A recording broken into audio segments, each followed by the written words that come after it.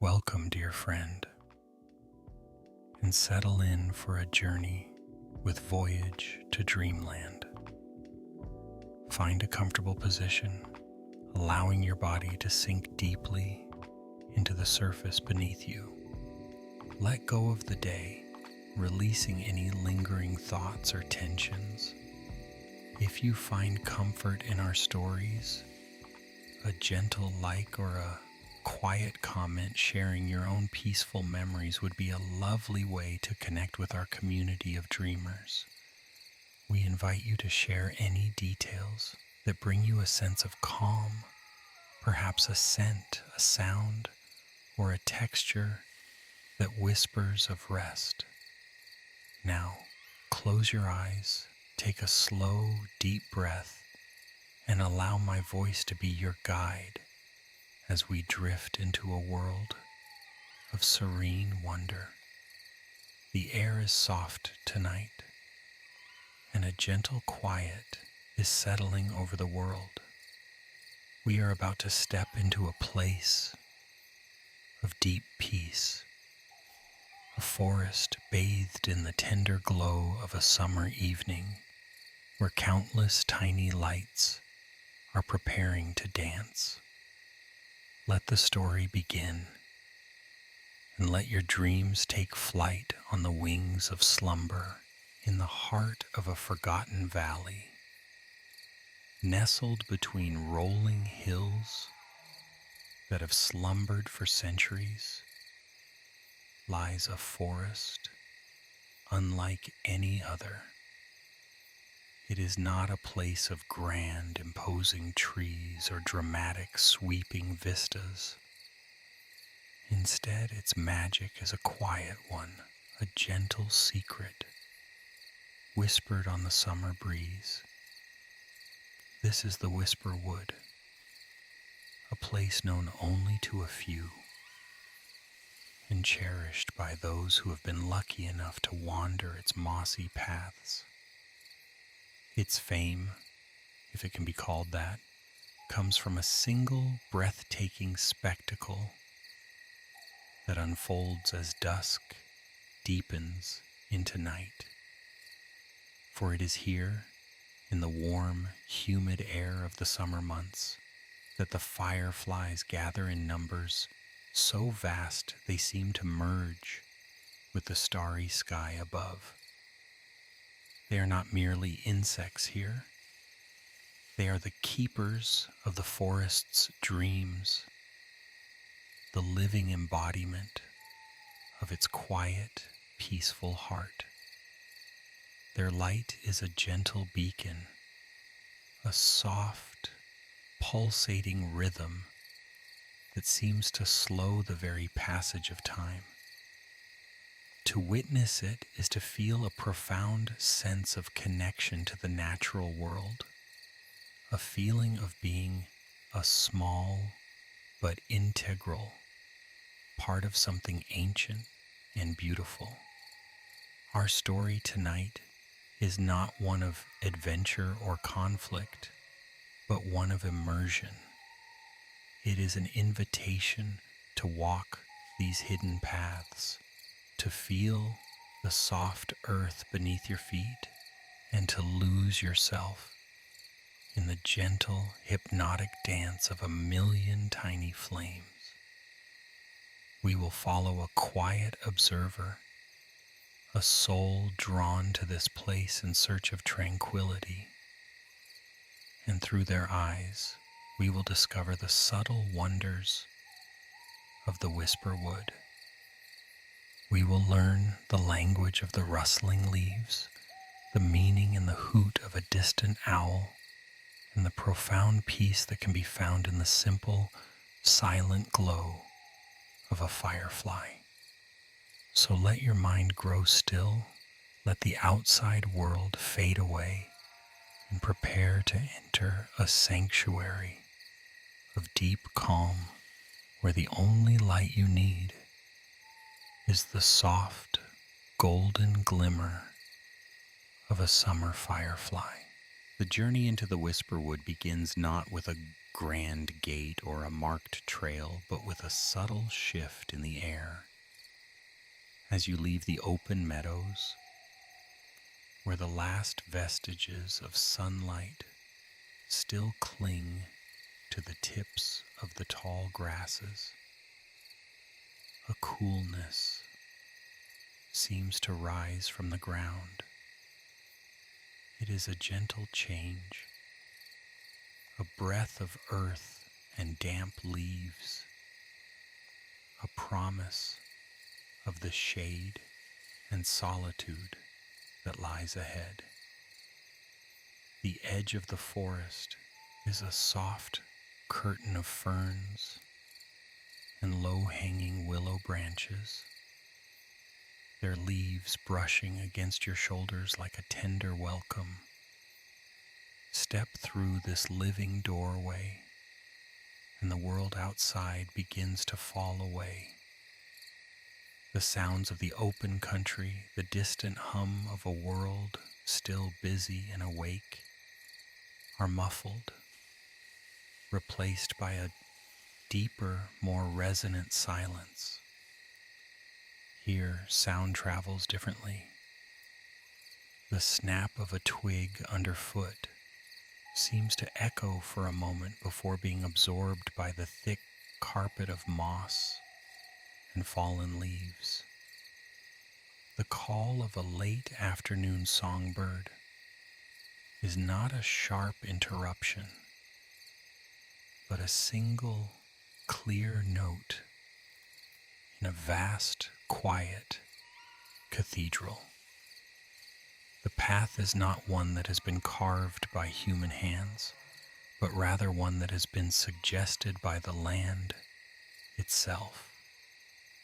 It winds and meanders, following the gentle contours of the earth, dipping into shallow hollows where the air is heavy with the scent of rich soil, and rising again onto small knolls where the trees part, just enough to offer a glimpse of the darkening sky. The trees themselves are ancient beings. Their bark is thick and gnarled, a tapestry of greens and grays woven from lichen and moss. They are not the towering giants of more dramatic landscapes, but their presence is no less profound.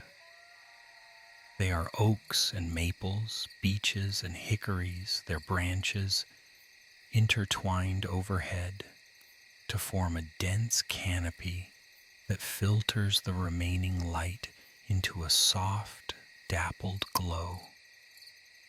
As you walk deeper, you begin to notice the smaller details of this world, the intricate patterns of a spider's web, beaded with the first dew of evening, the delicate curl of a new fern frond pushing its way up through the leaf litter, a scattering of pale, ghostly mushrooms clustered at the base of a decaying log.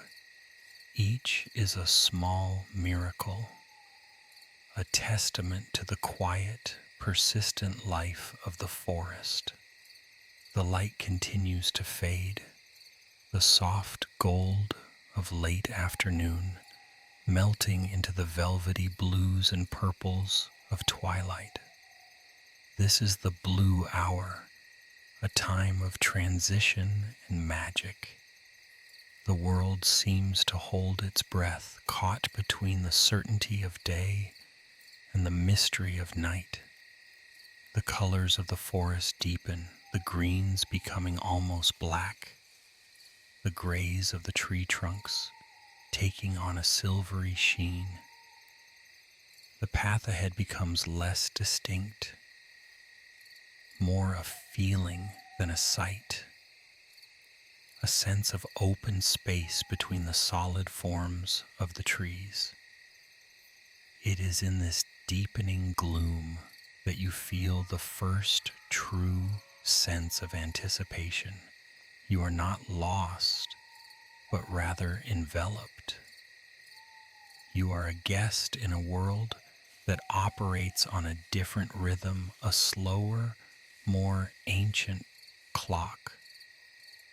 The air grows still, the breeze that rustled the leaves in the meadow has died down, and a profound quiet settles over the Whisperwood. It is a waiting silence, a silence filled with unspoken promise. You find a place to rest, a smooth, moss-covered stone near the edge of a small, still pond. The water is a perfect mirror, reflecting the deep indigo of the sky and the dark silhouettes of the surrounding trees. Here you will wait. Here you will watch as the forest prepares to reveal its most precious secret. Our quiet observer, the soul we follow into this sylvan sanctuary, is a man named Elias. He is not a scientist or a naturalist in any formal sense. He carries no specimen jars, no complex camera equipment, no notebook filled with precise observations. His tools are simpler: a keen and patient eye, a heart open to wonder, and a deep-seated need for the peace that only a place like this can offer. Elias is a mender of things. In the small town that lies a few miles beyond the rolling hills, he has a workshop filled with the gentle clutter of his trade. He repairs old clocks, their delicate inner workings, a puzzle of gears and springs that he coaxes back into rhythmic life. He rebinds well-loved books, their pages softened with the touch of countless hands, stitching them back together with a surgeon's care. He mends broken ceramics, tracing the fractured lines with a patient, steady hand and a special glue mixed with gold dust, believing that the repair makes the object more beautiful, not less. His work is a meditation, a slow and deliberate process of making things whole again. But the world outside his workshop is not always so easily mended. The constant noise, the hurried pace, an endless stream of information, it all conspires to fray the edges of his own inner peace. And so, for a few precious weeks each summer, he closes his shop, hangs a simple hand-carved sign on the door that reads "Gone to Listen," and makes his pilgrimage to the Whisperwood. He has been coming here for years, ever since he stumbled upon it as a young man, seeking refuge from a summer storm. He knows the forest not as a map of trails and landmarks, but as a collection of sensory memories.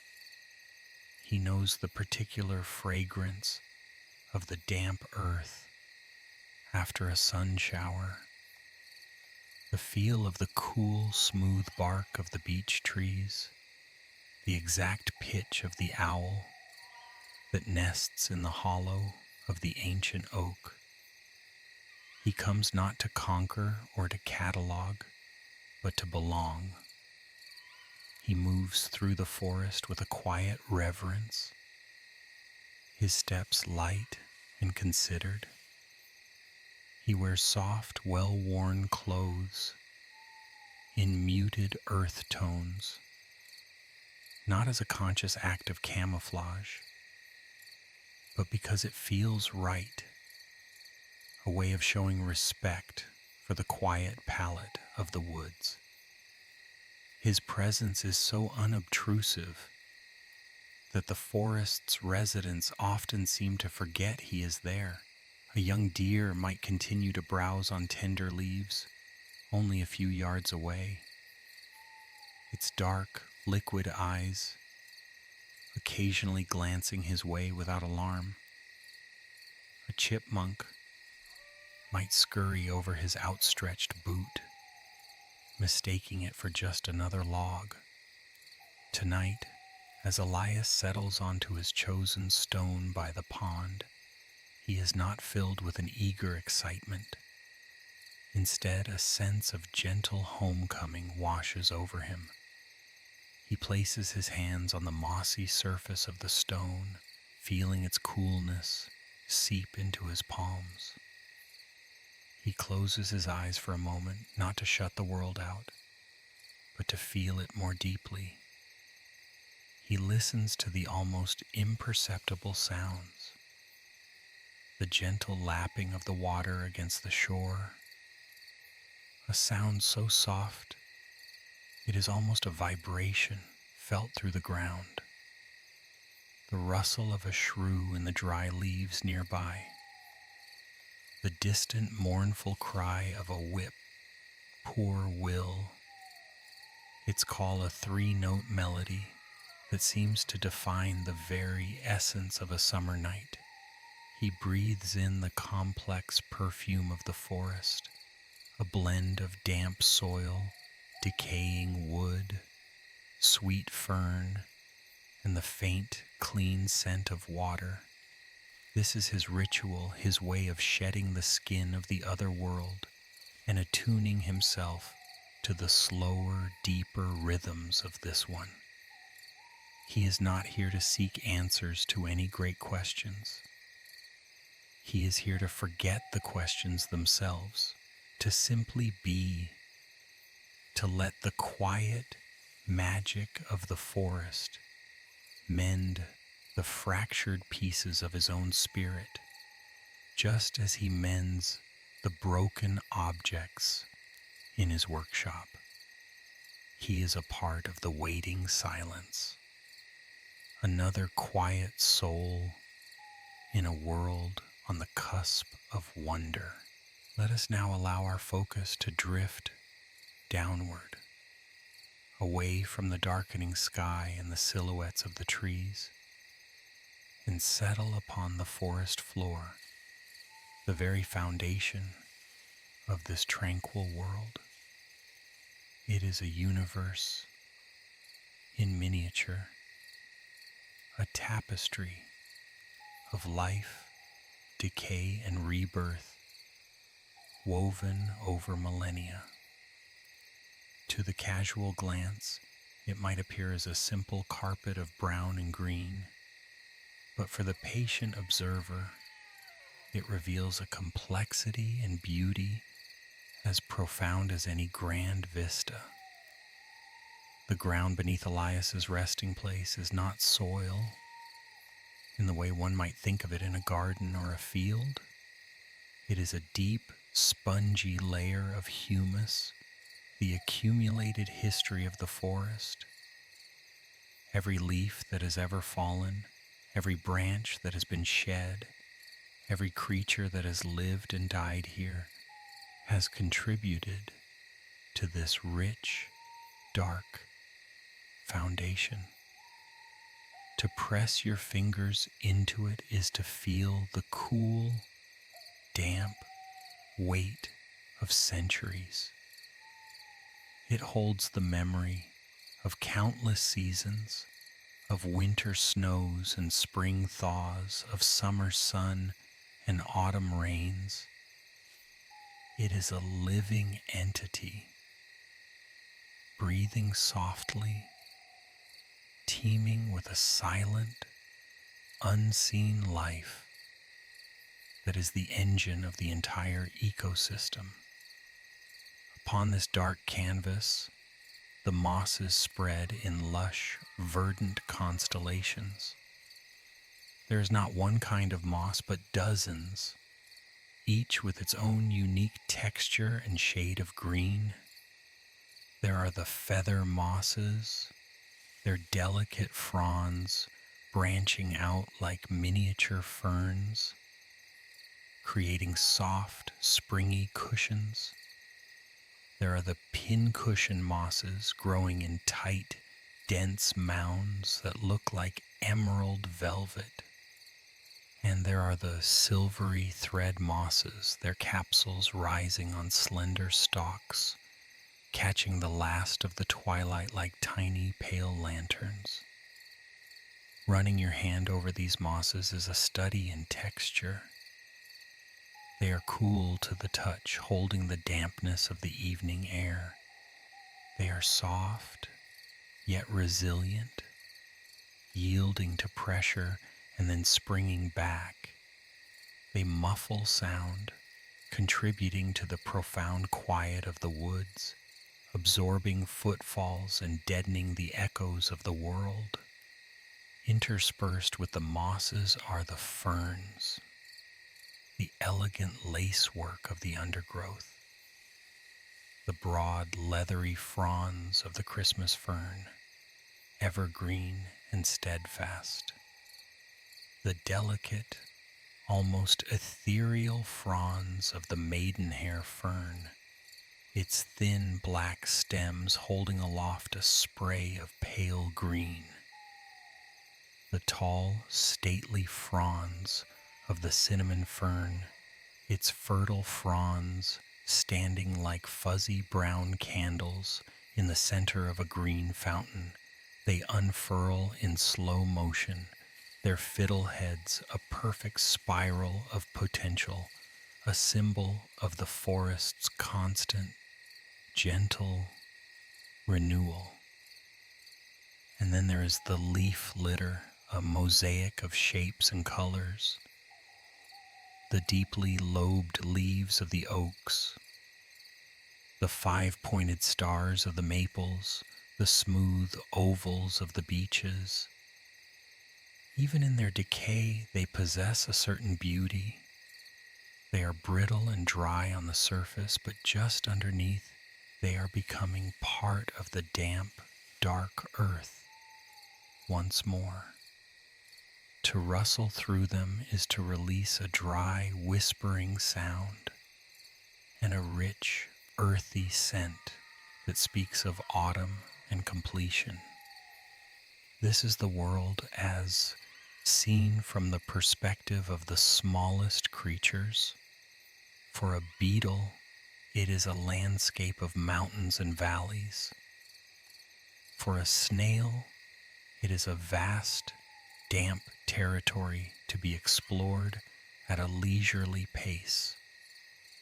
Small, almost invisible fungi push their way through the litter, their mycelial networks, a hidden, intelligent web connecting the roots of the trees in a silent, subterranean conversation. And as the last light vanishes, this world begins to stir with a new kind of life. The nocturnal creatures emerge. A salamander, its skin the color of wet slate, slips from beneath a piece of damp bark. A millipede, a living piece of dark thread, makes its slow, deliberate way across a patch of moss. The sounds change too, the sharp chirps of the day-active insects give way to the steady, resonant drone of the crickets and katydids, a sound that is the very heartbeat of a summer night. It is a lulling, hypnotic rhythm, a sound that has pulsed through these woods for uncounted evenings. Elias, sitting on his stone, is aware of all of this. He does not need to see it all to know it is there. He feels it, senses it in the coolness of the air, hears it in the rich and layered symphony of the night. The forest floor is not just ground to be walked upon, it is the living, breathing skin of the Whisperwood, and its quiet, constant processes are the foundation of the peace he has come here to find. The world is now suspended in the exquisite stillness of the blue hour. This is not an abrupt transition, but a slow, graceful descent into darkness, a final, lingering sigh of the day. The sun has long since dipped below the horizon, and the brilliant oranges and fiery reds of the sunset have faded from the western sky. What remains is a light of extraordinary quality, a deep, pure indigo that seems to emanate from the very air itself rather than from any single source. This light transforms the Whisperwood into a place of ethereal beauty, a landscape painted in shades of sapphire and silver. Every object, every surface is imbued with this cool, serene luminescence. The trunks of the great beech trees, a pale gray in the daylight, now appear as if they were carved from moonlight, their smooth bark holding the blue glow in a way that makes them seem to float against the deeper darkness of the foliage behind them. The surface of the small pond has become a sheet of polished obsidian, perfectly mirroring the vast, cloudless expanse above. The sky is no longer a bright, flat blue, but a deep, dimensional dome of color that darkens towards the zenith, where the first faint stars are beginning to prick through the velvety fabric of space. The edges of things soften and blur in this light. Sharp outlines dissolve into gentle gradients. The intricate details of a fern frond or a cluster of leaves merge into a single soft shape. The forest becomes a world of silhouettes and shadows, a place that encourages the imagination and soothes the eye. It is a visual quiet, a lack of harsh contrast that allows the mind to relax and expand. The temperature, too, has undergone a subtle but significant change. The lingering warmth of the afternoon has finally dissipated, replaced by a refreshing coolness that seems to rise from the damp earth and the still water. It is a coolness that feels clean and pure, washing over the skin and calming the senses. Elias draws a slow breath, and the air that fills his lungs is crisp and fresh, carrying the clean scents of water, stone, and green growing things. This time of day has its own unique soundscape, or rather, its own unique quality of silence. The birds of the day have all fallen silent, their final songs sung. The creatures of the deep night have not yet begun their full chorus. There is a pause, a momentary hush in the great symphony of the forest. In this profound quiet, the smallest sounds become magnified. The gentle plop of a single drop of dew falling from a leaf onto the surface of the pond creates a ripple that seems to expand outwards for an eternity. The whisper of Elias's own breathing seems to be a part of the atmosphere, merging with the stillness around him. This is a time for introspection, a moment for the mind to settle.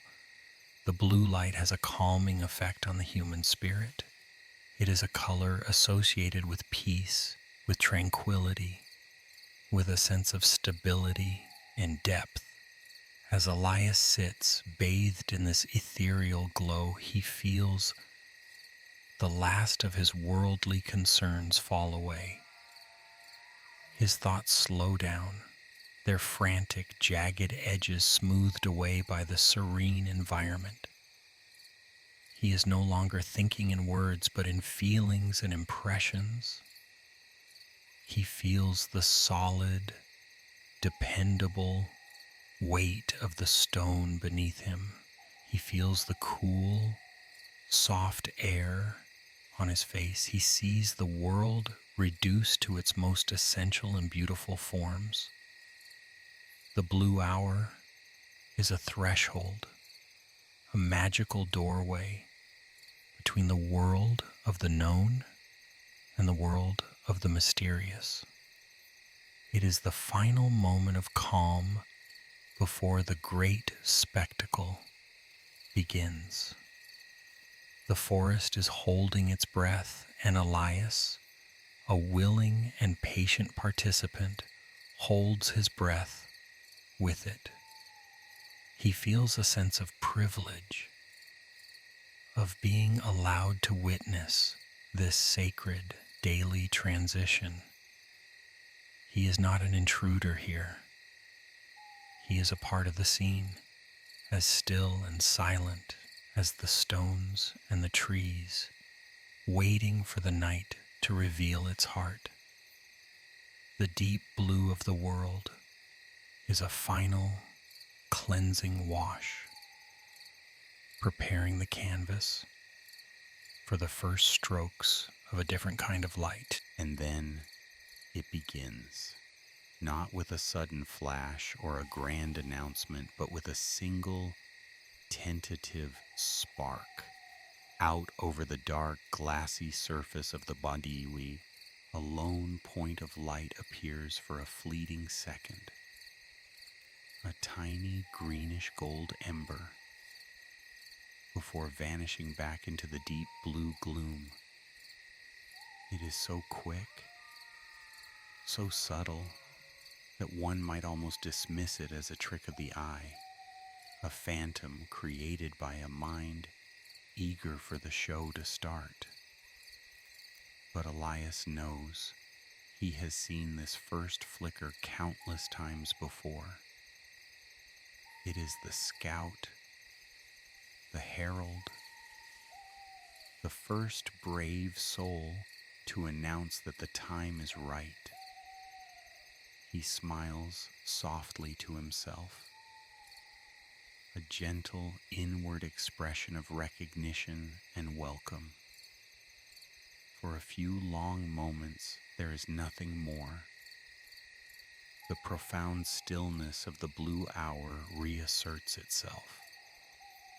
The single point of light could have been a dream. The silence deepens. The darkness thickens just a little more. The first star overhead seems to burn a little brighter, as if in response. Then another flicker. This one is closer, in the deep shadows, beneath a thicket of ferns near the water's edge. A brief, silent pulse of light, as if in answer to the first. It is a conversation begun, a question and an answer spoken in a language of pure light. A third spark appears, high up in the branches of a willow tree that dangles its fronds into the water. And then a fourth and a fifth, scattered across the clearing. They are still individuals, separate points of light, each with its own rhythm, its own place in the vast, dark space of the forest. It is like the first few drops of rain before a summer shower, each one distinct, promising the deluge to come. The initial flickers are slow and deliberate. A firefly will light its lamp, hold the glow for a second or two, and then extinguish it, resting in the darkness for a good while before lighting up again. There is a sense of caution, of testing the air. But as more and more lights join the chorus, a new energy begins to build. The pace quickens. The darkness is now punctuated by a dozen, then 50, then 100 tiny winking lights. They are no longer just over the pond, but throughout the forest. They rise from the mossy ground. They hover in the still air at eye level, and they glimmer in the high canopy, indistinguishable from the first stars. The character of their flight becomes apparent. It is not the frantic, buzzing flight of a bee or a moth. It is a slow, graceful, meandering drift.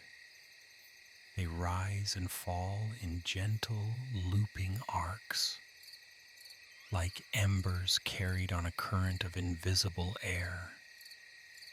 Their light trails slightly behind them, creating the impression of a celestial artist sketching faint golden lines upon the canvas of the night. The color of the light is extraordinary. It is not the harsh, white light of human technology. It is a soft, organic glow, a greenish yellow that seems both vibrant and gentle at the same time.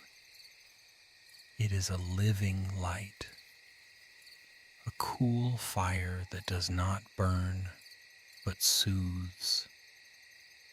It does not dispel the darkness, but rather adorns it, making the shadows deeper and more mysterious by contrast. Elias does not try to follow any single light. To do so would be to miss the grandeur of the whole. Instead, he softens his gaze, allowing the entire scene to wash over him. His eyes relax, his focus widens, and the individual points of light begin to merge into a single breathtaking phenomenon. The air itself seems to be alive, shimmering with a slow, silent, rhythmic pulse. The quiet of the forest is now filled with a visual symphony, a silent music that speaks directly to the soul. This is the beginning of the great convergence, the slow gathering of the scattered tribe.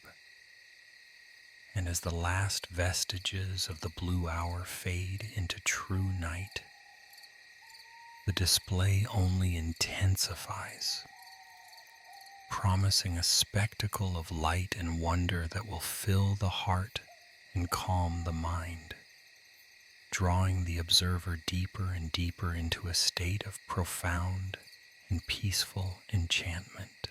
The darkness is now complete. A rich, enveloping blackness that is the perfect backdrop for the unfolding spectacle. The moon has not yet risen, and the dense canopy of the Whisperwood blocks out all but the brightest starlight. This absolute darkness is not frightening. It is comforting, a soft blanket that insulates this sacred space from the outside world. And into this perfect void, the fireflies pour their light, their numbers swelling from hundreds to thousands, and then to a multitude that defies counting.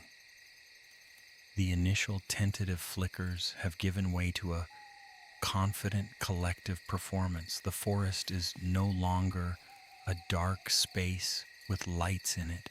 It is a space made of light, a three-dimensional tapestry of shimmering, moving gold. The pond has become the heart of the display. The fireflies seem to be drawn to the open space above the water, and here their dance is at its most intricate and breathtaking.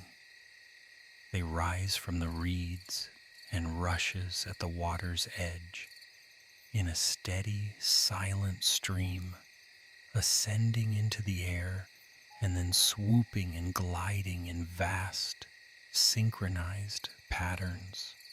At times, a great wave of them will light up all at once, a silent, shimmering explosion of light that illuminates the entire clearing for a magical second. In that brief, brilliant moment, the dark water of the pond flashes into a sheet of gold. The leaves of the overhanging willows are etched in silver, and Elias's own face is bathed in a soft, ethereal glow. Then, just as suddenly, the wave of light will extinguish, plunging the clearing back into a profound darkness that is all the more intense for the momentary brilliance. This pulsing rhythm is deeply hypnotic. It is like the slow, steady breathing of a sleeping giant. A wave of light, a wave of darkness, a soft, collective inhalation, a gentle, silent exhalation. The rhythm seems to find an echo within Elias's own body. He feels his breathing slow, his heartbeat quieten, matching the serene, majestic pulse of the forest. He is no longer just an observer. He is a participant in this ancient ritual. His own life force resonating with the life force of the countless tiny beings around him. He notices the subtle variations in the display. Some fireflies have a slightly more yellow light, others a greener hue. Some flash in a quick staccato rhythm, while others produce a longer, more languid glow. The males are the more active dancers, their looping flights a series of questions written in light. The females are more stationary, perched on leaves or blades of grass. Their flashes are more subtle, but no less beautiful. Answer. It is a silent conversation of immense scale and complexity, a courtship ritual that has been perfected over millions of years. Elias lifts his hand, and a few of the fireflies, in their gentle, meandering flight, drift close to him. One lands on the back of his hand, its tiny, delicate legs tickling his skin. For a moment, it is just a small, dark insect. Then its abdomen glows, a perfect, tiny lantern held only inches from his eyes. He can see the intricate structure of its body, the delicate wings, the tiny head with its feathery antennae.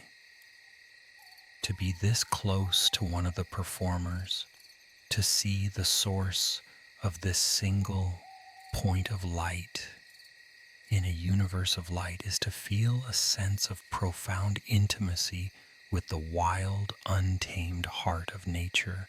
The firefly rests for a moment, its light pulsing softly, as if sharing a secret with him.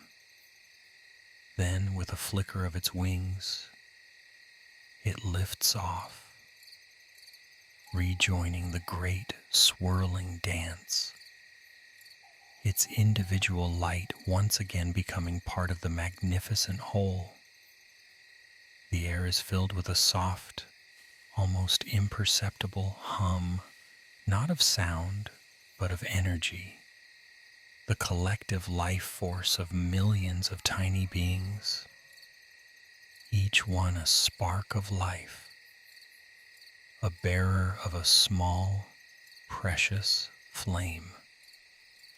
The forest is alive with a cool, silent fire, a fire that does not consume but illuminates, a fire that does not threaten but welcomes, a fire that speaks not of destruction but of creation and connection and the deep, abiding peace of a summer night. Let us now turn our attention to the symphony of sounds that forms the auditory backdrop to this visual masterpiece. While the fireflies dance is a silent one, the Whisperwood at night is far from quiet. It is filled with a rich and complex tapestry of sound, a chorus of nocturnal voices that is as integral to the forest's magic as the shimmering lights. This is a soundscape that soothes rather than stimulates, a natural lullaby that has been sung in these woods since time immemorial. The foundation of this symphony is the steady rhythmic drone of the insects. The crickets, hidden in the leaf litter and the tall grasses, produce a continuous, high-pitched trill, a sound that is so constant and unwavering that it soon fades into the background, becoming a part of the silence itself. It is a sound of pure, unadulterated summer, a sonic representation of the warm, humid air. Layered on top of this steady drone is the more deliberate, rhythmic call of the katydids. Perched high in the canopy, they rasp their wings together to produce their iconic three-part song, Ka-ti-did, Ka-ti-did. It is a sound that seems to pose a question, a gentle, inquisitive call that echoes through the dark spaces between the trees. There is a call and response quality to their chorus, one individual singing its name and another answering from a distant branch. It creates a sense of vastness, of a living, breathing space filled with hidden conversations. From the direction of the pond comes a different set of voices. The bullfrogs, their throats puffed out like leathery balloons, produce a deep, resonant juggo-rum that seems to vibrate through the very ground. Their calls are slow and deliberate, a bass counterpoint to the higher-pitched insects. They are the old, wise voices of the forest. Their chorus, a deep, guttural chant that speaks of water and mud and the cool, dark depths. Interspersed with the bullfrogs are the higher, more melodic calls of the smaller tree frogs. The spring peepers, though their main chorus is in the earlier months, still send out their high, clear notes from time to time, a sweet, piercing sound, like tiny sleigh bells. The gray tree frogs produce a short, bird-like trill, a musical, almost joyous sound that adds a touch of lightness to the deeper tones of the bullfrogs. From time to time, a new voice will join the chorus, a solo instrument in the grand orchestra. A distant owl will let out its mournful, questioning hoot. Who cooks for you? Who cooks for you all? The sound is hauntingly beautiful, a perfect expression of the mystery and solitude of the night. It is not a frightening sound, but a comforting one, a reminder that the forest is watched over by these silent, keen-eyed guardians. A little closer, the sharp, yipping bark of a fox might cut through the night, a brief, energetic sound that speaks of wildness and freedom. And then there are the subtler, almost subliminal sounds, the soft rustle of leaves as a gentle night breeze stirs the canopy, the almost inaudible splash of a fish rising to the surface of the pond, the dry, skittering sound of a beetle making its way across a piece of bark. These are the sounds that one does not so much hear as feel. The tiny, intimate details of the forest's life. Elias sits, letting this symphony wash over him. As the night deepens, Elias's attention begins to turn inward. The external spectacle, as magnificent as it is, has served its purpose. It has quieted his busy mind, washed away the residue of the day, and opened him up to a state of deeper contemplation. Now, sitting in the heart of this living sanctuary, he begins to reflect on the nature of peace and the simple, profound lessons that the forest has to offer. He thinks about the fireflies, these small, unassuming creatures. By day, they are just another insect, easily overlooked. But as darkness falls, they transform themselves, and in doing so, they transform the world around them. They do not hoard their light. They share it freely, collectively, creating something far more beautiful together than any one of them could create alone. It is a lesson in humility and cooperation, a reminder that even the smallest and most humble of beings can contribute to something truly magnificent. There is no competition in their display, no struggle for dominance. Each light is a part of the whole, each flicker a contribution to the collective beauty. In a world that so often emphasizes individual achievement and competition, this silent, selfless collaboration is a powerful and humbling thing to witness. He considers the trees, the silent, steadfast sentinels of the Whisperwood. They stand in quiet dignity, their roots deep in the earth, their branches reaching for the sky. They have weathered countless storms, endured the heat of summer and the cold of winter, and yet they remain.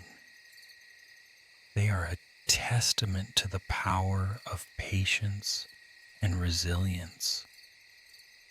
They do not hurry. They grow slowly, deliberately, in their own time. They are a living embodiment of stability and endurance, a comforting presence in a world that is so often in a state of flux. To lean against the trunk of one of these ancient oaks is to feel a sense of connection to something solid, something real, something that will be here long after his own brief time has passed. He reflects on the water in the pond, so still and receptive. It does not resist. It accepts. It reflects the sky, the trees, the shimmering lights of the fireflies, without judgment, without trying to hold on to any single image. It is a perfect mirror, showing the world as it is. It is a lesson in acceptance, in letting go.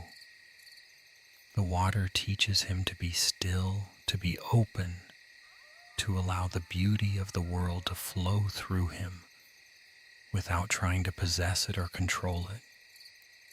Its coolness is a balm, its stillness a meditation. And he thinks about the darkness itself in the world he has left behind. Darkness is something to be fought against, to be filled with artificial light. It is associated with fear, with the unknown. But here, in the heart of the forest, the darkness is a friend. It is a sanctuary, a place of rest and renewal. It is in the darkness that the stars can be seen, that the fireflies can shine their brightest. It is in the darkness that the world can finally be quiet, that the soul can find a space to breathe. The forest teaches him that darkness is not an absence of light, but a presence of its own, a deep, velvety canvas upon which the most beautiful things can be revealed. These are not profound, earth-shattering revelations. They are simple, quiet truths, whispered on the night air. They are the lessons that Elias comes here to remember, the truths that get lost in the noise and haste of his everyday life. The forest does not preach. It simply is. And in its being, it offers a path back to a simpler, more authentic way of seeing the world and of seeing himself. The peace he feels is not a passive state, but an active one. It is a peace that comes from connection, from understanding his place in the grand, intricate web of life. He is not separate from the fireflies, the trees, the water, the darkness. He is a part of it all, a single conscious thread in a vast and beautiful tapestry. And in that realization, he finds a sense of belonging that is deeper and more profound than any he has ever known. The air in the Whisperwood carries its own unique story, a complex narrative told through the language of scent. As Elias sits in quiet contemplation, he becomes more and more aware of this invisible, yet powerful, dimension of the forest. Each breath he takes is an immersion in a rich and layered perfume, a blend of fragrances that both calms the mind and awakens the senses. It is a scent that cannot be bottled or replicated, for it is the living breath of the woods itself. The dominant note in this nocturnal perfume is the scent of damp earth. It is a rich, loamy fragrance, the smell of life and decay in perfect balance. It speaks of deep, dark soil, of the slow, patient work of microbes and fungi, of the transformation of fallen leaves and logs back into the stuff of life. It is a grounding scent, an aroma that connects him to the very foundation of the world. It is the smell of stability, of history, of the endless cycle of renewal. Woven into this earthy bass note is the clean, almost spicy scent of the pine needles. Even though the Whisperwood is primarily a deciduous forest, a few scattered pines stand like dark sentinels, and their sharp, resinous fragrance adds a bright, clarifying note to the air. It is a scent that seems to clear the head, to cut through the fog of worry and confusion. It is the smell of resilience, of evergreen life that persists even in the darkest of times. Then there is the sweet, almost vanilla-like scent of the decaying leaves, particularly those of the beech and maple trees. It is a soft, comforting fragrance, the smell of autumn's gentle decline. It is not a sad scent, but a peaceful one, a reminder that every ending is also a beginning, that the shedding of the old is necessary for the growth of the new. It is the smell of letting go, of graceful surrender. From the direction of the pond comes the clean, cool scent of fresh water. It is a subtle fragrance, but a vital one. It carries with it a hint of green algae and water lilies, a smell that is both refreshing and deeply calming. It is the scent of purity, of clarity, of the life-giving essence that sustains the entire forest. And as the night wears on, a new fragrance begins to emerge, a delicate, almost imperceptible sweetness that seems to hang in the air around the fireflies. It is the scent of the night-blooming flowers, the shy, pale blossoms that unfurl their petals only after the sun has set. The evening primrose, the moonflower, the nicotiana, they release their intoxicating perfume into the darkness, a fragrant invitation to the moths and other nocturnal pollinators. It is a scent that is both romantic and mysterious, a sweet, ethereal perfume that seems to be the very essence of the forest's magic. Elias closes his eyes and breathes it all in. He tries to separate the individual scents, to trace each one back to its source. The damp earth beneath him, the pine tree on the far side of the clearing, the carpet of leaves, the still water, the hidden flowers. But the true beauty of the forest's perfume lies in its complexity, in the way the individual notes blend together to create a single harmonious chord. It is a scent that tells a story of the forest's health, its diversity, its ancient and unbroken lineage. It is a scent that bypasses the conscious mind and speaks directly to the deeper, more instinctual parts of the brain. It triggers a sense of calm, of safety, of being in a place where all is right with the world.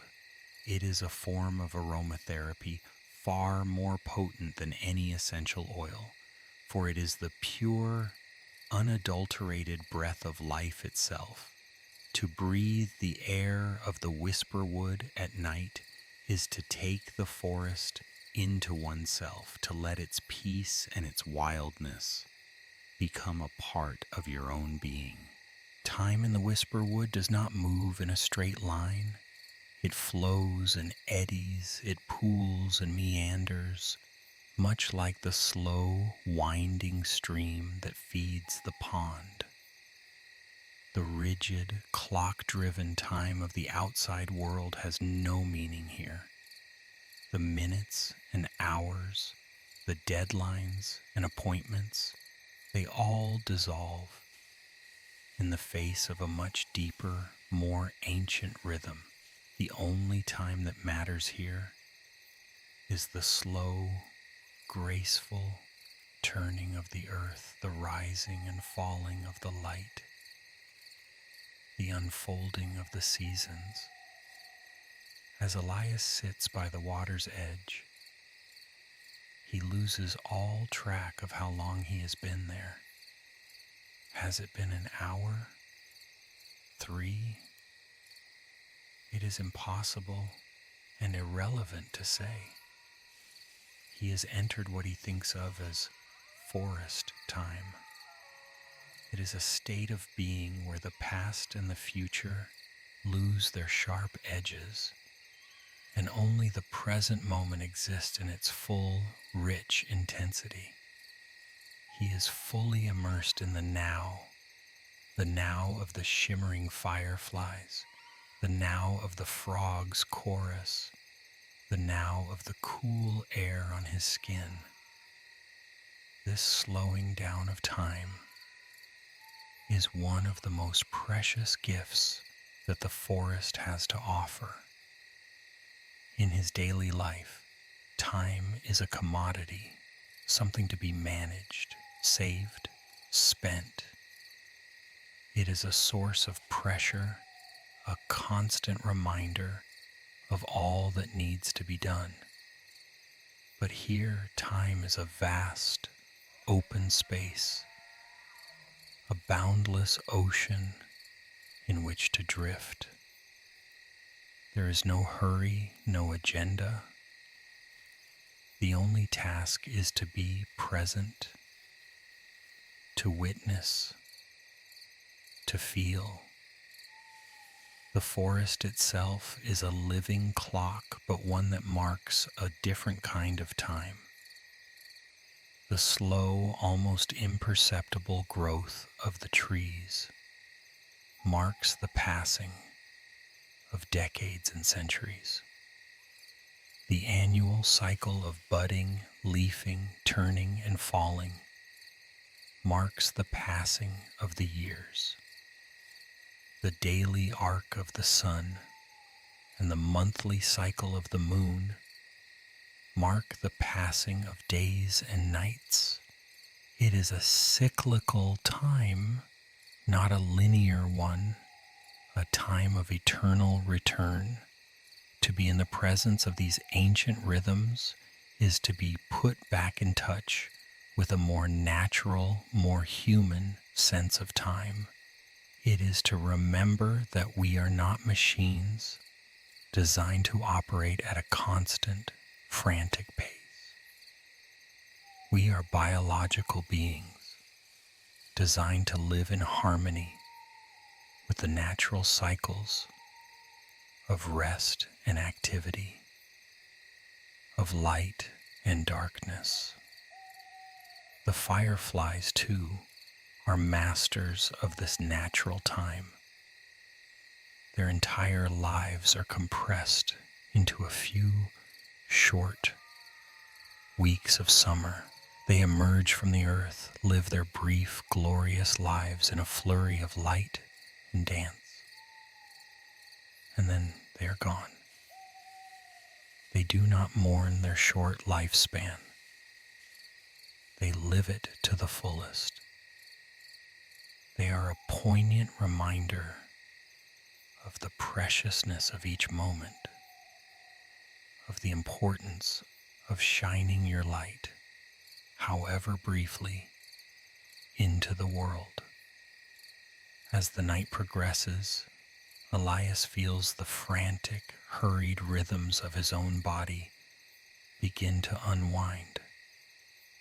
The tension in his shoulders eases, the tightness in his jaw relaxes. His mind, which so often races ahead to the next task, the next worry, settles into a state of calm, focused attention. He is no longer anticipating the end of the display or thinking about the walk back out of the forest.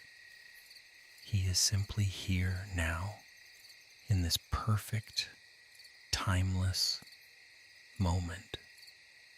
This is the ultimate state of rest, a rest that goes far beyond the mere absence of activity. It is a deep cellular rest, a letting go of the very notion of time as a pressure. It is a sinking into the great, slow, breathing rhythm of the world. The forest has given him the gift of the present moment, a gift of immeasurable value.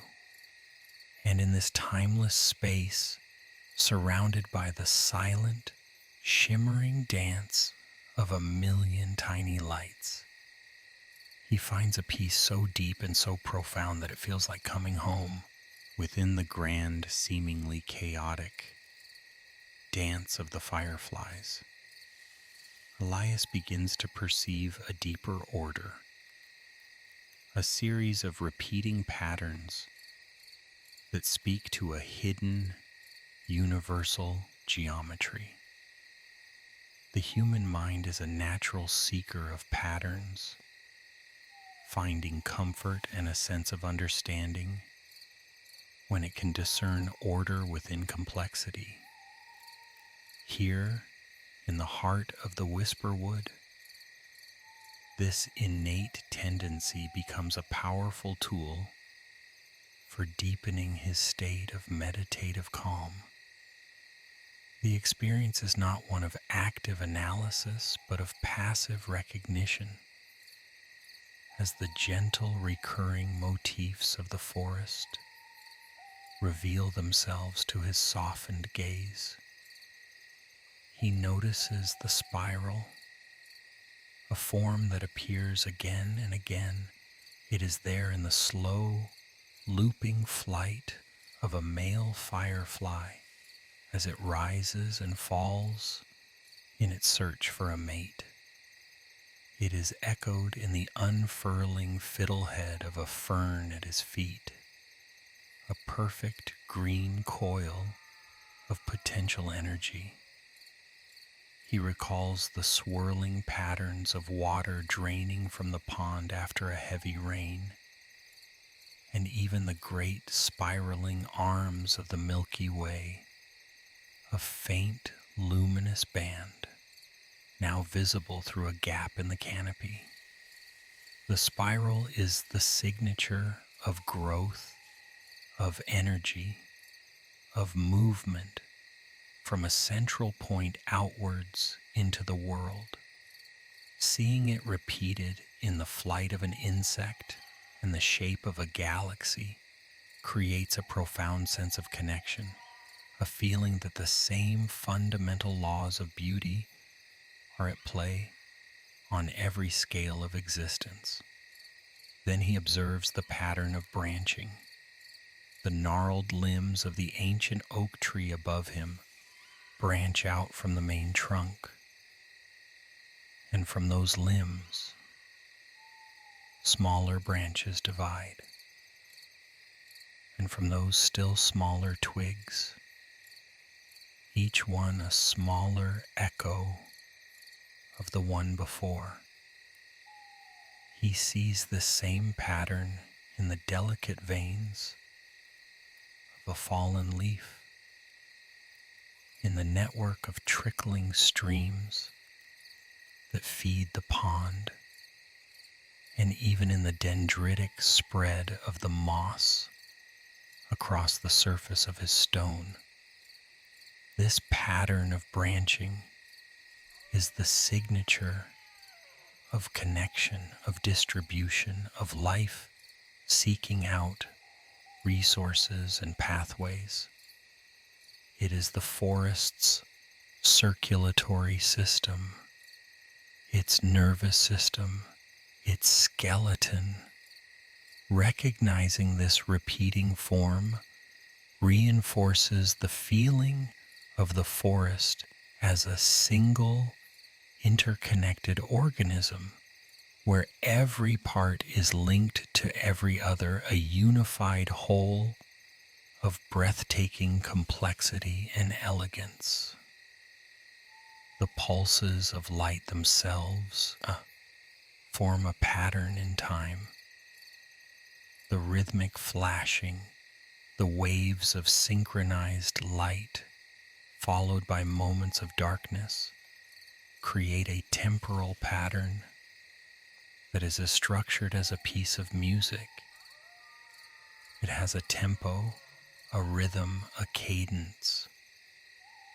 This oscillating pattern of on and off, of presence and absence, mirrors the most fundamental cycles of life: the beating of a heart, the drawing of a breath, the rhythm of day and night, of waking and sleeping. By immersing himself in this visual pulse, Elias feels his own internal rhythms falling into a harmonious synchrony with the world around him. His breathing becomes slower and more regular. His mind eases into a state of gentle, rhythmic flow. The patterns are not rigid or mechanical. They are organic, fluid, with infinite variations. No two firefly flight paths are exactly the same. No two tree branches are perfect copies. There is order, but there is also freedom. There is structure, but there is also creativity. This balance of predictability and surprise is deeply soothing to the human psyche. It provides a sense of stability without monotony, of order without confinement. Elias realizes that the peace he finds here is not just from the quiet and the beauty, but from this deep, resonant sense of order. The universe of the forest is not a random collection of things. It is a coherent, intricately patterned system. To witness it, to recognize these recurring forms and rhythms, is to feel a sense of homecoming, a reassurance that he, too, is part of this grand, beautiful pattern. His own life, with its seemingly random events and chaotic turns, is just a small part of a much larger, more coherent whole. In this moment, he is not just a man watching fireflies. He is a conscious part of the universal dance, a witness to the beautiful, logical, and deeply peaceful unfolding of life itself. Let us now become aware of the air itself. the invisible medium in which this entire spectacle unfolds. The atmosphere of the Whisperwood on this summer night is a tangible presence, a gentle, living entity that cradles and soothes that it touches. Its character is not static, but shifts and flows in subtle ways, contributing to the lulling, sleep-inducing quality of the experience. The evening began with an almost perfect stillness, the air holding its breath during the magic of the blue hour. But now, as the night deepens, a gentle circulation has begun. It is not a wind, but rather a slow, deliberate breathing of the forest. Cool, heavy air from the higher slopes of the valley begins its nightly descent, flowing like a slow, invisible river down into the hollow where the pond lies. This is a katabatic wind, a gentle, gravity-driven current of air that brings with it a refreshing coolness and the clean scents of the upland pines and rocky soil. You can feel it as a subtle change in temperature on your skin, a coolness that feels as if it is seeping up from the ground itself. It causes the leaves in the high canopy to stir with a soft, whispering sigh, a sound like distant water. This slow movement of the air creates a gentle, ever-changing dynamic in the fireflies' dance. A current will catch a cluster of them, and they will drift together like a luminous cloud, their individual lights merging into a soft, shimmering mass. Then the current will dissipate, and the cloud will break apart, its constituent sparks scattering once more into their individual meandering paths. This gentle, unpredictable movement prevents the scene from ever becoming static, keeping it constantly fluid and mesmerizing. Looking up through the gaps in the trees, one can observe the movement of the upper atmosphere.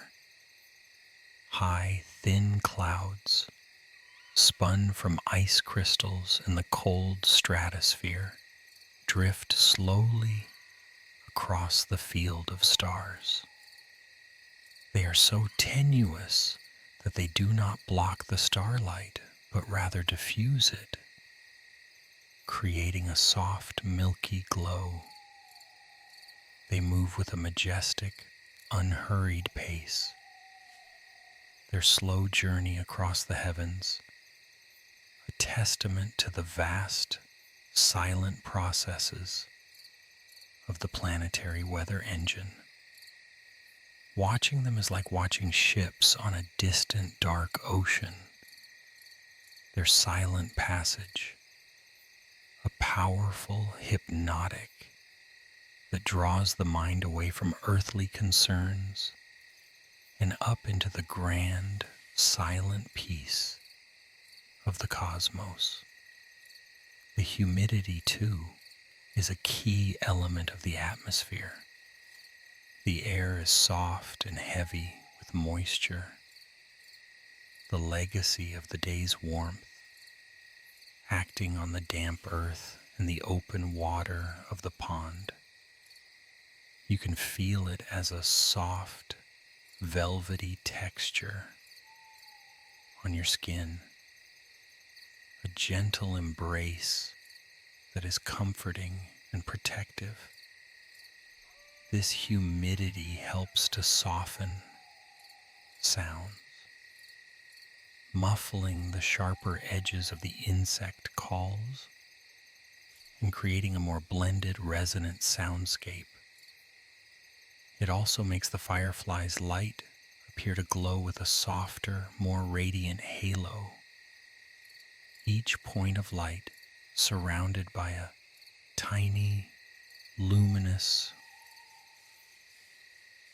Elias takes a deep, slow breath, and the air that fills his lungs feels substantial, nourishing. It is not the thin, dry air of an artificially controlled environment. It is a rich, complex, and living atmosphere. He can taste the faint, sweet flavor of the moisture, the mineral tang of the earth, the green spice of the foliage. Each breath is a reminder of his physical connection to this place, a direct communion with the living systems of the forest. The gentle coolness, the slow flowing currents, the soft, humid texture, the high, drifting clouds. It all combines to create an atmosphere of profound tranquility. It is the perfect air for sleeping, an atmosphere that encourages the body to relax, the mind to grow still, and the spirit to drift into a state of deep and restorative peace. It is the very breath of dreamland. One can sense that this small, secluded clearing has been a theater for this silent spectacle for an unimaginably long time. Elias is not the first human to sit on a stone by this pond and watch the fireflies dance. The story of this place is written not in books, but in the soil, in the age of the trees, and in the deep, resonant peace that feels as if it has been cultivated over centuries of quiet reverence. Within this scene, there is a whisper of those who came before, a gentle historical context that deepens the sense of sanctuary. Long before the nearby town was even a thought, this valley was the home of the first peoples. One can imagine a small band, perhaps, setting up a summer camp near the stream that feeds the pond. They would have known the Whisperwood intimately, not as a place of recreation, but as a place of sustenance and spirit. The elders would have told stories to the children, perhaps tales of how the stars fell from the sky and were caught in the far forest, becoming the fireflies. For them, this nightly display would not have been mere science or a pretty sight. It would have been a sacred event, a living myth, a direct communication from the world of the spirits. Their presence would have been light upon the land, their footfalls soft, their reverence deep. The profound peace that Elias feels now is in part their legacy, an echo of the harmony they maintained with this place for countless generations. Later, perhaps in the age of the first European settlers, a solitary figure might have made this forest their home. Imagine a homesteader, a man or woman, seeking refuge from the crowded, conflicted world they had left behind. They might have built a small, simple cabin in a nearby hollow, living a life of quiet self-sufficiency.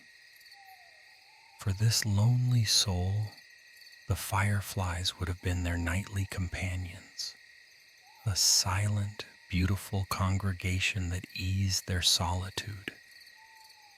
They would have come to this clearing not for profound spiritual insight, but for simple comfort, for the reassurance that even in the deepest wilderness, there is light and beauty to be found. The nightly ritual of the fireflies would have become a part of their own personal calendar, a marker of the passage of the high summer, a source of quiet joy in a life of hard work and simple pleasures. And perhaps in a later era, a wandering poet or a contemplative naturalist, someone like Elias, but from a different generation, might have discovered this place. They might have sat on this very same stone, a worn leather journal open on their lap, trying and failing to capture the ineffable beauty of the scene with mere words. They would have understood the science of bioluminescence, the biology of the insects, but they would also have been wise enough to know that a scientific explanation does not diminish the magic. It only deepens the wonder. They would have seen the forest as a complex ecosystem, a delicate web of life, and their writings would have been filled with a sense of awe and a plea for its preservation. Elias feels a kinship with these imagined predecessors. He is the current link in a long, unbroken chain of quiet observers. The stone he sits on has been warmed by other bodies. The path he walked has been trod by other feet. This realization does not diminish his own experience, it enriches it. It makes him feel less like a solitary visitor and more like a participant in a long and venerable tradition. He is a temporary guardian of this place, a keeper of its memory, entrusted with the simple task of watching, of appreciating, of feeling. The forest holds the memory of all who have loved it. The profound silence is not an emptiness, but a fullness filled with the unspoken awe of generations. The peace is not just an absence of noise, but a presence of history, of a long legacy of gentle human connection to the natural world.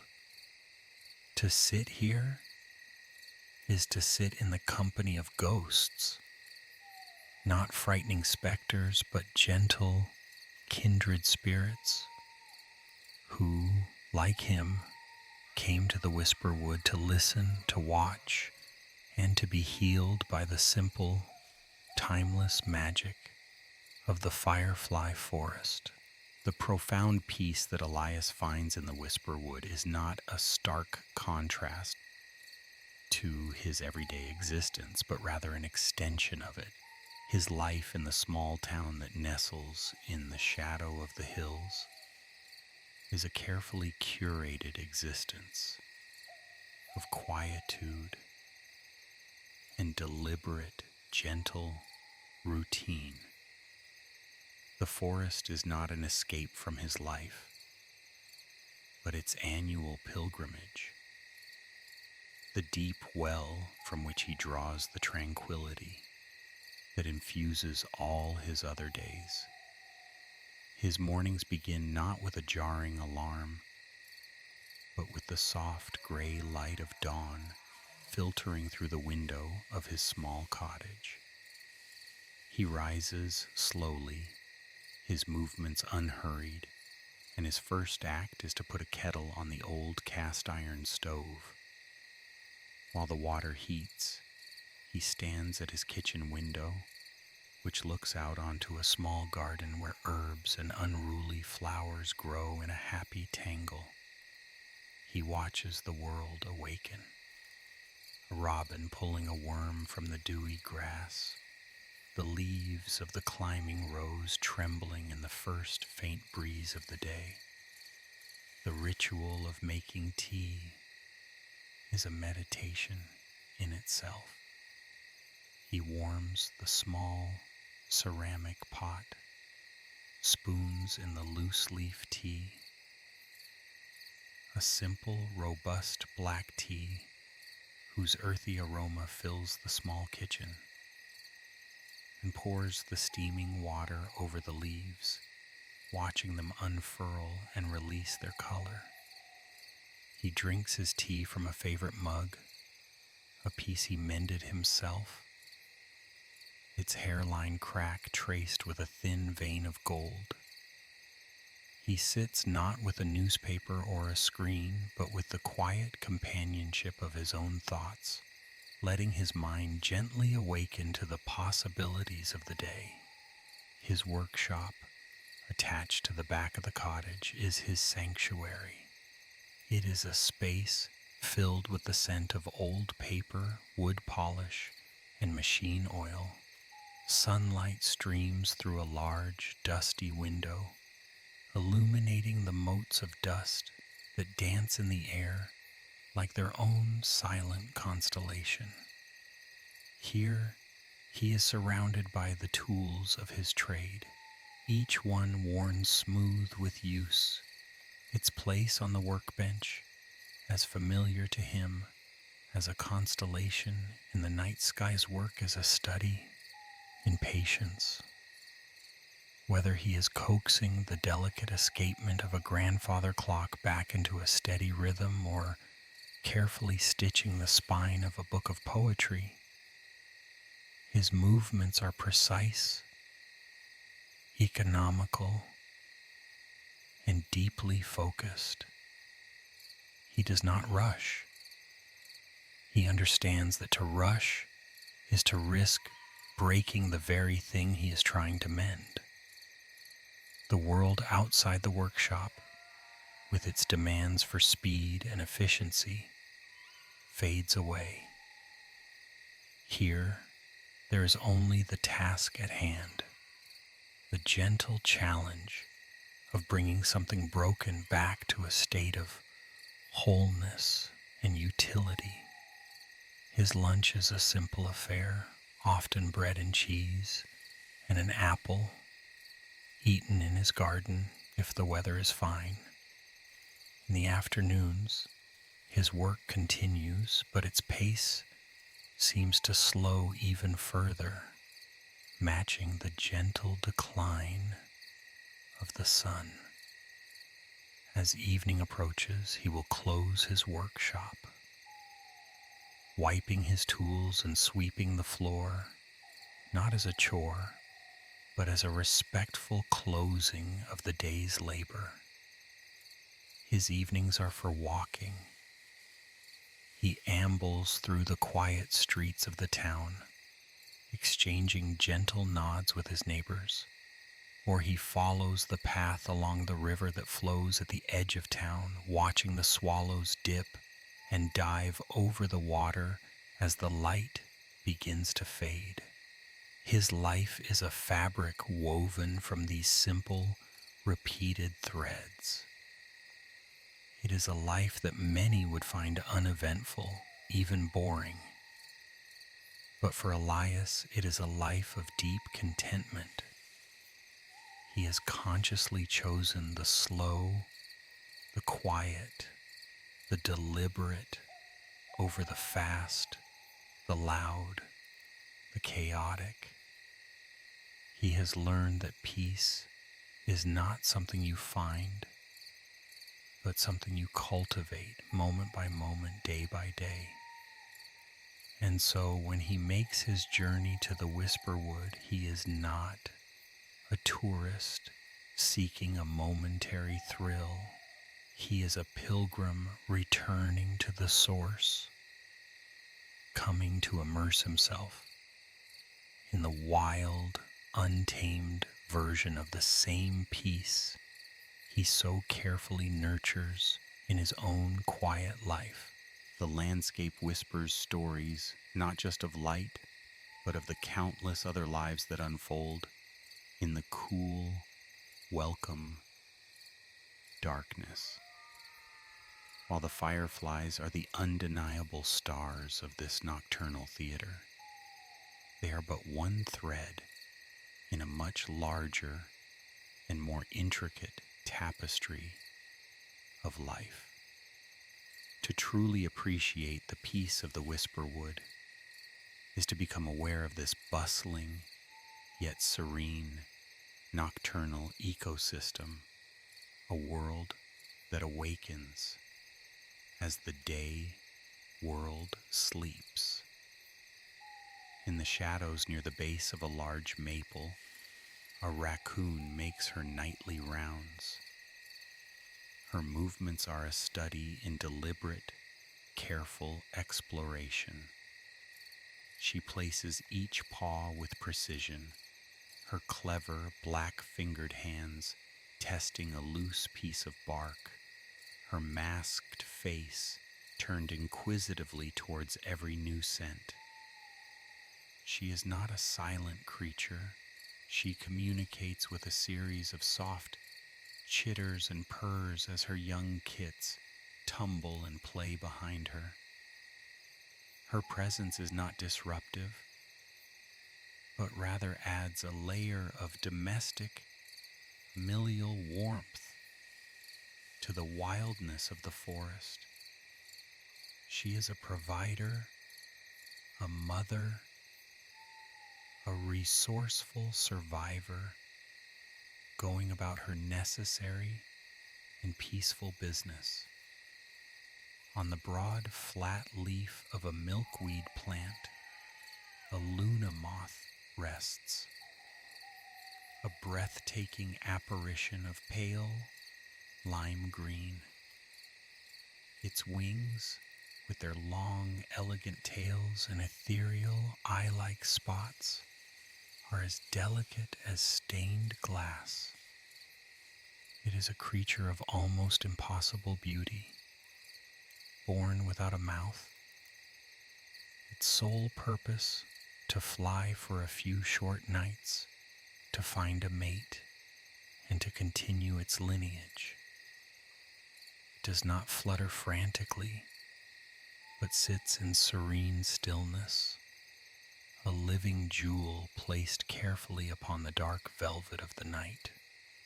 Occasionally it will lift into the air, its flight a slow, buoyant, and utterly silent dance, a ghostly, graceful counterpoint to the bright, staccato flashes of the fireflies. High above, a different kind of hunter is at work. The great horned owl, perched on a branch that silhouettes it against the faintly glowing sky, is the embodiment of silent, focused power. Its head swivels, almost in a full circle, its huge yellow eyes scanning the forest floor.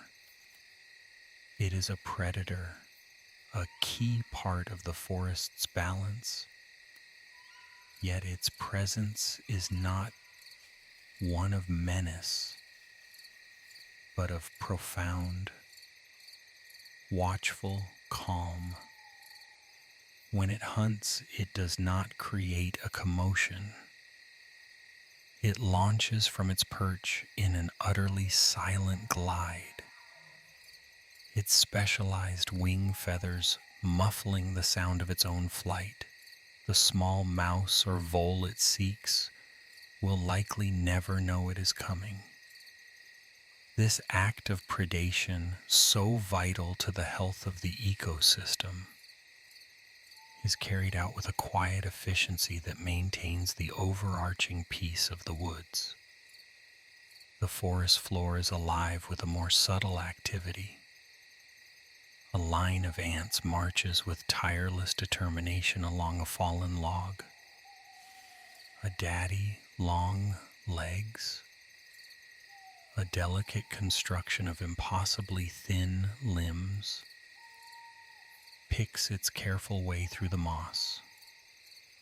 Beneath the surface of the pond, a crayfish scuttles backwards into the shelter of a stone.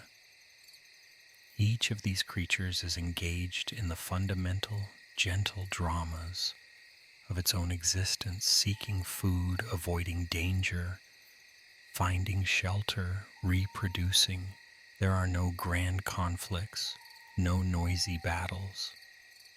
There is only the quiet, persistent, and deeply peaceful business of living. Elias, in his stillness, becomes just another feature of this landscape, another quiet resident of the night. He is aware that he is surrounded by millions of lives, each one unfolding according to its own nature, its own rhythm. This awareness fills him not with a sense of chaos, but with a sense of profound and complex order. The forest is not a single entity, but a community, a city of life that operates on principles of balance and interdependence. To witness this hidden world is to understand that peace is not about emptiness or inactivity. It is about harmony, about a state where countless different lives can coexist, each one contributing to the richness and stability of the whole. The deep, restorative calm of the Whisperwood comes from this realization that he is sitting in the midst of a perfectly functioning, deeply interconnected, and serenely beautiful world. The moon has now vanished behind the western hills, and for a short, magical interlude, the forest is returned to a darkness lit only by the most ancient of lights. The stars, which were somewhat diminished by the moon's silvery brilliance, now reclaim the sky in their full and silent glory. These are the last stars of the night, the ones that hold vigil in the deepest hours, and their light has a different quality, a sharp, crystalline purity that speaks of immense cold and infinite distance. Without the moon's soft wash, the Milky Way becomes a luminous river flowing from horizon to horizon, a breathtaking band of ghostly light that hints at the true scale and majesty of the cosmos. The individual stars no longer twinkle with the atmospheric turbulence of the evening. They shine with a steady, unwavering intensity in the cool, stable air of the pre-dawn. They are like tiny, perfectly cut diamonds scattered on a bolt of the deepest, blackest velvet. Looking up at them through the filigree of the high branches is a profoundly humbling and calming experience. Each point of light is a sun, a distant, fiery world, and its light has traveled for years, for centuries, for millennia, to arrive at this exact spot, at this exact moment. To witness this ancient light is to feel a connection to a timeline so vast that all human concerns, all worries and anxieties shrink to an infinitesimal smallness. The great constellations of winter are now beginning to climb in the east. Orion with his shining belt, the brilliant beacon of Sirius, a celestial preview of a season yet to come. They are a quiet promise of the turning of the year, of the endless, reliable cycles of the universe. Their presence is a deep reassurance that all is proceeding as it should, that the great clockwork of the cosmos is orderly and peaceful. Elias, now more in a state of dreaming than waking, perceives this starlight not just with his eyes, but with his whole being. It feels like a fine, cool mist settling over the forest, a blessing of pure, silent peace. The last few lingering fireflies seem to flicker in response to this cosmic light. Their tiny, brief sparks, a terrestrial echo of the great, silent fires above. The forest is quiet, cradled between the sleeping earth and the watchful, silent stars. It is a moment of perfect equilibrium, a sacred pause in the breathing of the world. In this vast, star-dusted silence, there is nothing left to do but to let go, to surrender to the immense and gentle peace of the universe, and to drift into the deep, dark, and dream-filled sleep that it offers. And now in the east, the direction from which the moon first rose, a change begins. It is the very first breath of the coming day, a transformation so subtle, so gradual, that it is almost imperceptible. The absolute inky blackness of the sky along the ridge softens, just a fraction, to the deepest, most saturated shade of indigo. There is no light, not yet, but there is a lessening of the dark, a faint, almost subliminal promise of a new dawn that is still a long way off.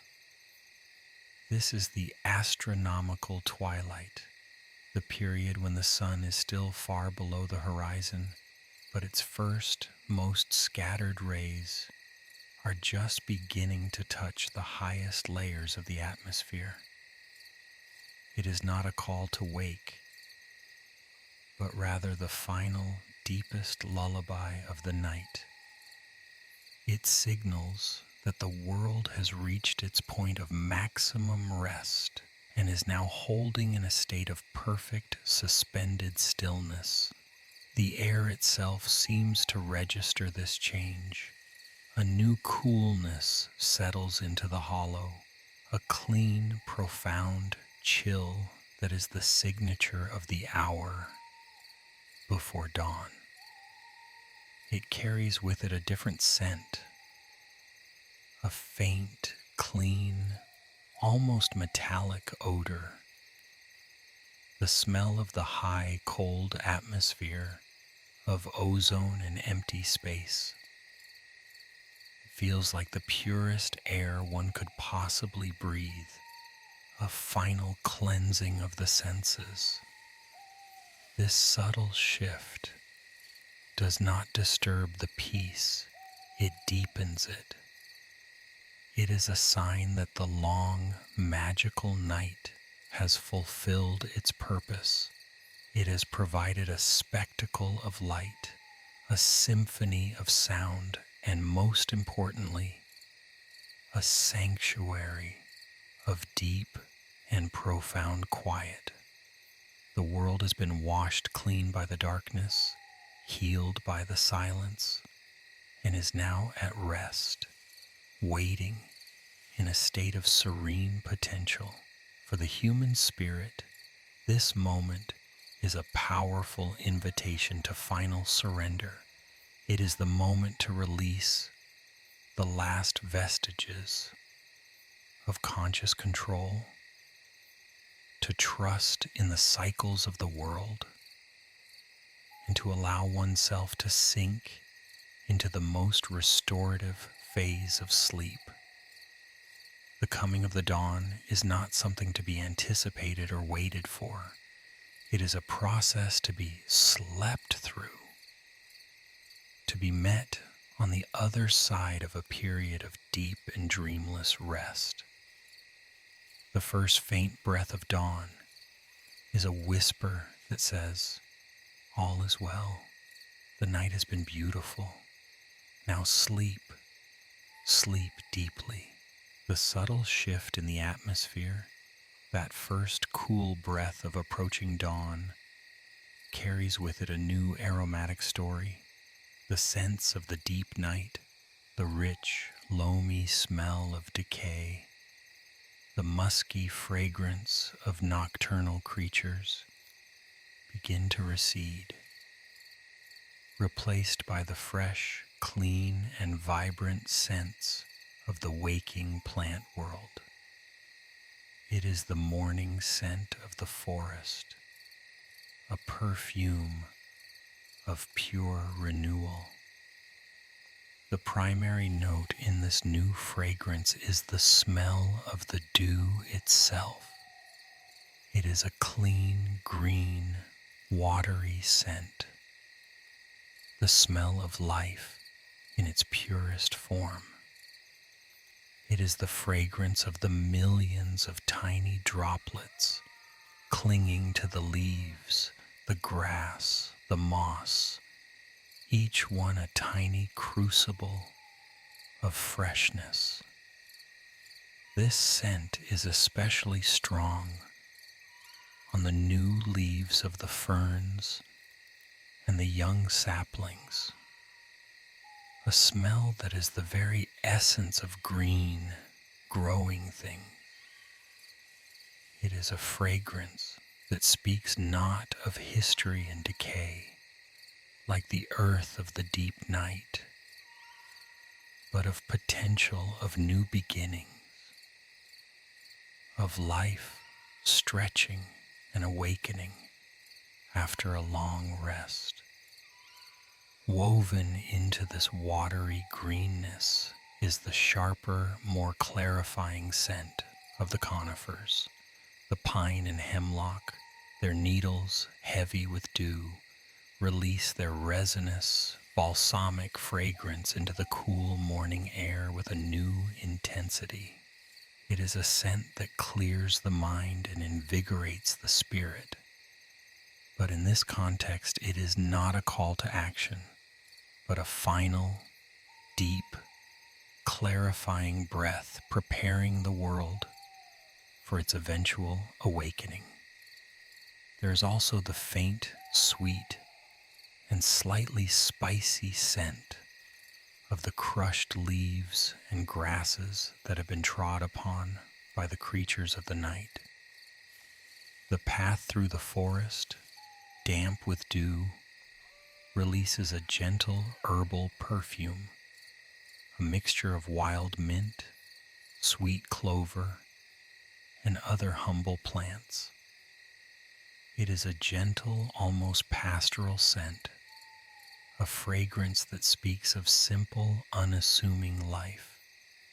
Breathing in this complex, morning perfume is a deeply calming and centering experience. It is the scent of a world washed clean, a world renewed. It is the final sensory signal that the work of the night is complete. The forest has rested. It is healed. It has been bathed in dew, and it is now peacefully dormant, waiting in a state of pristine freshness for the sun's eventual return. For the sleeper, this scent is a gentle, aromatic blanket, a final layer of comfort and peace. It is the smell of deep, untroubled rest, the fragrance of a world made new.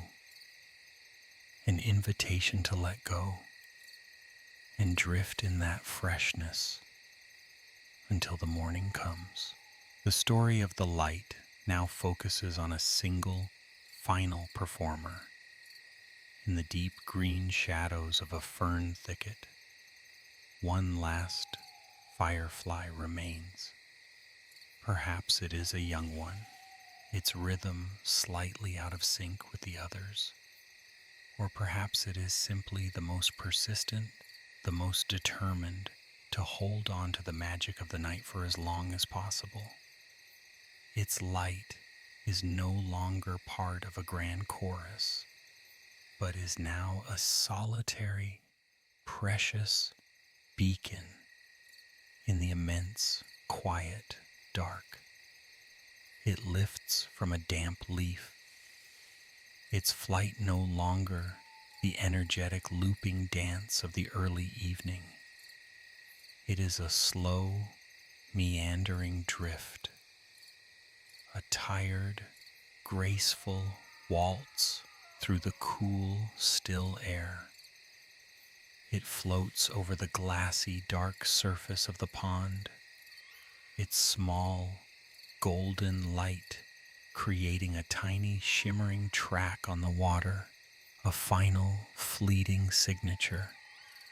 Its flash is slow, deliberate, almost poignant, a gentle, soft pulse of greenish gold light, held for a long moment, as if it is pouring all of its remaining energy into this one final statement.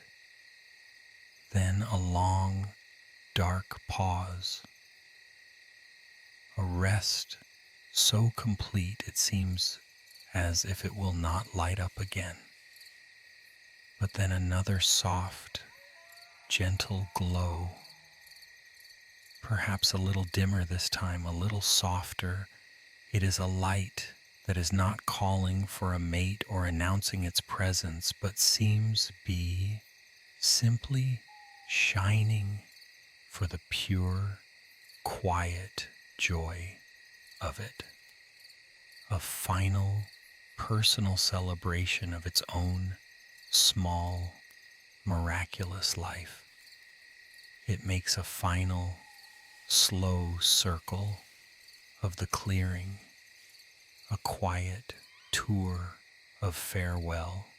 It drifts past the great silent oak, its light a tiny spark against the immense dark trunk. It hovers for a moment over the smooth, pale surface of a mushroom, illuminating its gills in a brief moment of intricate, hidden beauty. Then it floats down, spiraling gently, and settles upon a broad maple leaf, one that is already heavy with the morning dew. It crawls toward the center of the leaf, its tiny legs navigating the landscape of veins and water droplets. It flashes one last time, a soft, final pulse that illuminates its small body and the perfect, sparkling beads of water around it. And then the light goes out and it does not come on again. The last actor has left the stage. The last note of the symphony has faded into silence. The magic of the firefly forest is over for another night. Its energy spent, its purpose fulfilled.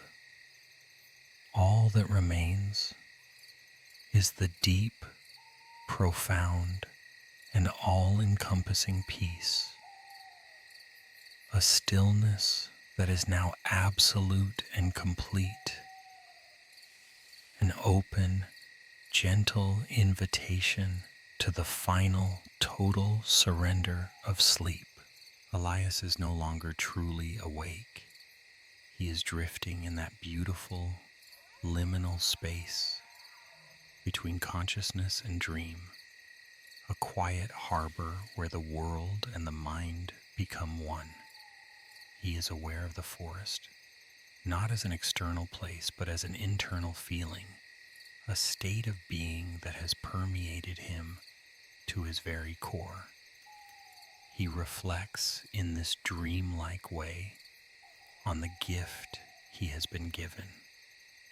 It is not just the memory of a beautiful sight, not a story to be told, but a tangible, physical gift, the gift of stillness. The forest has not just shown him peace, it has infused him with it. The slow rhythmic pulse of the fireflies has recalibrated his own internal rhythms, slowing his heartbeat, deepening his breath. The steady, silent presence of the ancient trees has seeped into his bones, giving him a sense of his own quiet strength and stability. The cool, clean, dew-washed air has cleansed him, washing away the residue of a loud and hurried world. The profound silence has quieted the endless chatter of his own mind, creating a space of deep, resonant stillness within him. He understands that this stillness is not something he has to leave behind in the forest. It is something he can carry with him. It is now a part of his cellular memory, a new baseline of calm from which he can navigate his days. The forest has mended him, just as he mends his clocks and books, by gently, patiently restoring his natural state of peaceful equilibrium. The peace of the Whisperwood is not a fragile thing that will shatter upon contact with the morning. It is a deep, resilient, and enduring peace, rooted in the fundamental truths of the natural world, the beauty of light and darkness, the wisdom of silence, the grace of growth and decay, and the profound comfort of belonging to something larger than oneself. He feels a sense of immense, gentle gratitude, a gratitude for the fireflies, for the trees, for the moon, for the silence, a gratitude for this small, hidden sanctuary in the heart of the world. And as he finally lets go of the last thread of wakefulness, he does not feel like he is falling asleep, but rather that he is sinking into the heart of the stillness that he has become. The forest is in him, and he is in the forest, and together they drift into the deep, healing, and profoundly peaceful ocean of dreams. And so the story ends. The last light has faded. The last sound has been absorbed into the great, deep quiet. The forest is asleep, breathing slowly and gently in the cool, pre-dawn air. All is still, all is calm, all is at peace. Let the peace of the Whisperwood be your peace now. Feel the soft, mossy ground beneath you, supporting you completely, Feel the cool, clean air filling your lungs, washing away any last traces of tension. Feel the gentle, protective darkness all around you, a safe and loving embrace.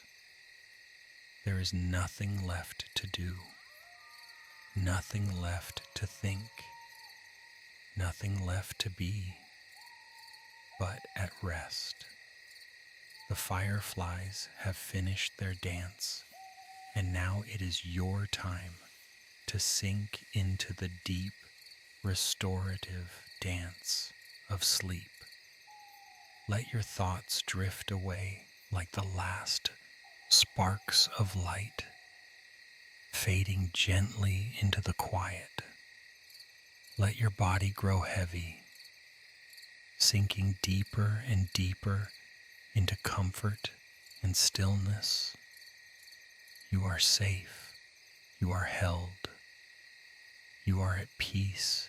Carry the gentle golden glow of the firefly forest with you into your dreams. And sleep now. Sleep deeply. Sleep well.